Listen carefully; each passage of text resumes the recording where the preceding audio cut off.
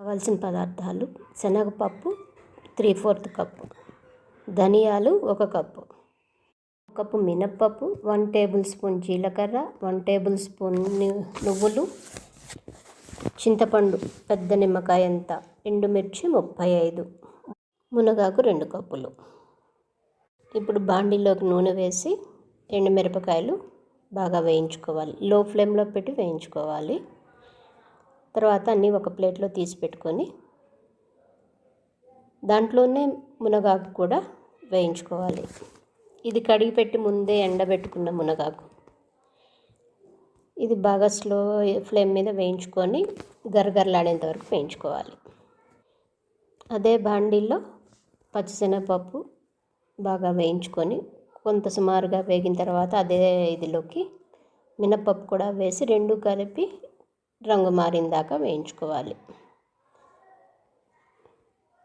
దాన్ని తీసి ఒక పక్కన కప్పులో పెట్టుకొని తర్వాత ధనియాలు కూడా లో ఫ్లేమ్ మీదే వేయించుకోవాలి. ఏది వేయించుకున్నా కూడా ధనియాలు దాదాపు వేగిన తర్వాత జీలకర్ర, నువ్వులు అవి కూడా వేసి వేయించుకోవాలి.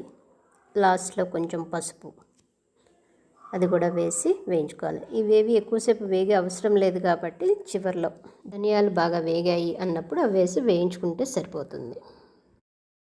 ఆయుర్వేదం ప్రకారం మునగాకు పొడి మల్టీవిటమిన్ పౌడర్ లాగా అని చెప్తున్నారు.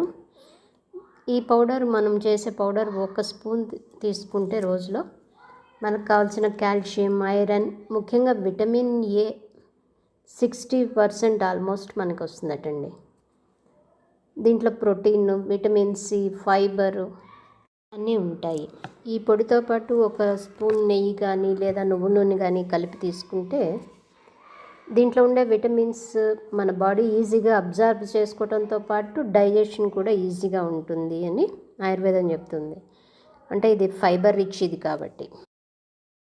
మిరపకాయలు, చింతపండు అవి 2 ఫస్ట్ మిక్సీకి వేసుకొని దాంట్లోకి మిగతా పదార్థాలన్నీ వేసి కొంచెం బరకగా మిక్సీకి పట్టుకోవాలి. అవన్నీ పదార్థాలు ఒకసారి ఒక గిన్నెలోకి వేసుకొని బాగా కలుపుకొని ఒకదానికొకటి బాగా పట్టేలాగా, తర్వాత అందులోకి బెల్లం, ఉప్పు 2 వేసి మళ్ళీ ఇంకోసారి మెత్తగా మిక్సీ చేసుకోవాలి. అది బాగా చల్లారిన దాకా బయటే పెట్టుకొని చల్లారిన తర్వాత ఎయిర్ టైట్ కంటైనర్లో స్టోర్ చేసుకోవచ్చు.